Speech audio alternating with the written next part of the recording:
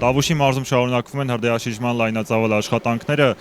Արգելյա ռուստադիտողներ ինչպես ավելի վաղ հայտնել էին նոյեմբերի 21-ից 22-ին, նոյեմբերի 23-ին ահազանգեր են ստացվել Տավուշի մարզի տարբեր տարածքներում բռնկված հրդեհների վերաբերյալ։ Այս պահին մենք գտնվում ենք Դիլիջան քաղաքում տեղակայված Փրկարար ծառայության օպերատիվ շտաբում, որտեղից կառավարվում են հրդեհաշիժման ողջ աշխատանքները։ Ինչպես արդեն տեղյակ եք, հրդեհները բռնկվել են Դիլիջան համայնքում, Կազաչի կոչվող հատվածում, Բերդի տարածաշրջանում, Նավուր բնակավայրի մոտակայքում, նաև հրդեհներ են արձանագրվել Դիլիջանի ոլորաններին հարակից անտառում։ Հրդեհաշիժման աշխատանքները շարունակվում են, բազմաթիվ փրկարարներ են ներգրաված։ Տավուշ մեդիան դեպքի առաջին իսկ րոպեներից իրազեկում է ազգաբնակչությանը հետևել հրդեհային անվտանգության կանոններին եւ այս պահին եւս դարձյալ հորդորում ենք մեր բնակիչներին չվառել չոր խոտ, քանի որ բարենպաստ եղանակը, քամու առկայությունը նպաստում են հրդեհների արագ տարածմանը։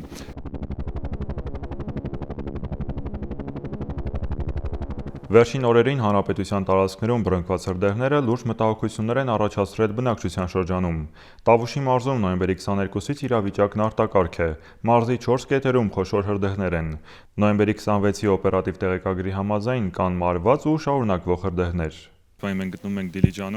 Դիլիջանում, ինչպես արդեն գիտեք, հարյուրավոր փրկարարներ ներգրաված են հրդեհաշիժման լայնածավալ աշխատանքներում։ Այժմ կզրուցենք ներքին գործերի նախարարության հանրային հաղորդակցության եւ իրազեկման վարչության պետ Նարեկ Սարգսյանի հետ։ Պարոն Սարգսյան, խնդրեմ ներկայացրեք ինչ իրավիճակ է այս պահին Տավուշի մարզում։ Ինչպես արդեն հայտնի է, Տավուշի մարզի 4 կետերում իրականացվում են հրդեհաշիժման ծավալուն աշխատանքներ։ Առաջին կետը այս հատվածն է, որտեղ գտնվում ենք Լեռնային Հայաստան առողջարանից դեպի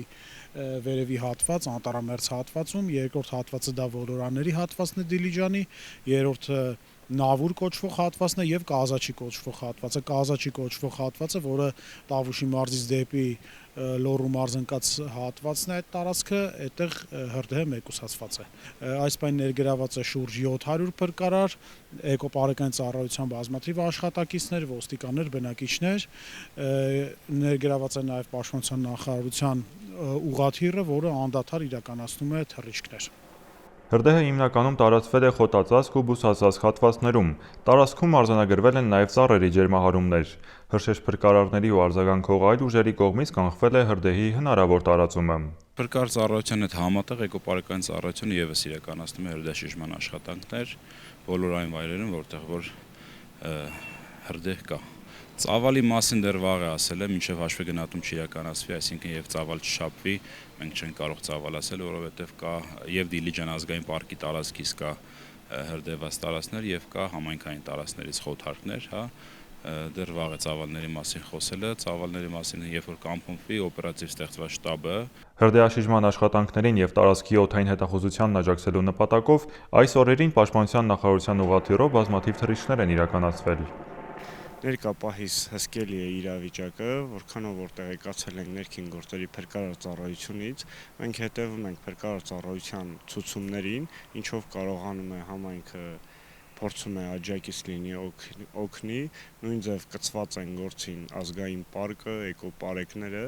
ես բոլորից իմ խորին շնորհակալությունն եմ հայտնում։ Ես խնդրում եմ եւ հորդորում եմ ազգաբնակչությանը խուճապ չտարածվի, խուճապի մեջ չընկնեն, հետևենք մենակ պաշտոնական լրահոսին եւ լրատվամիջոցներին։ Շնորհակալություն։ Այս արտակարգ օրերին կարևոր է գիտակցել, թե որքան կարևոր են գիտելիքն ու իմացությունը, հոգատար վերաբերմունքը շրջակա միջավայրի նկատմամբ։ Հիշեք, անտառն ազգային անվտանգության, բնապահպանական, տնտեսական, պարենային, էներգետիկ, սոցիալական ու կենսանվտանգության, աղետների ռիսկի կառավարման, կլիմայի փոփոխության հարմարվողականության, կենսաբազմազանության պահպանման, հանրային առողջության, երկրի կայուն զարգացման, նաև քաղաքացիական պաշտպանության կենսական բաղադրիչն է։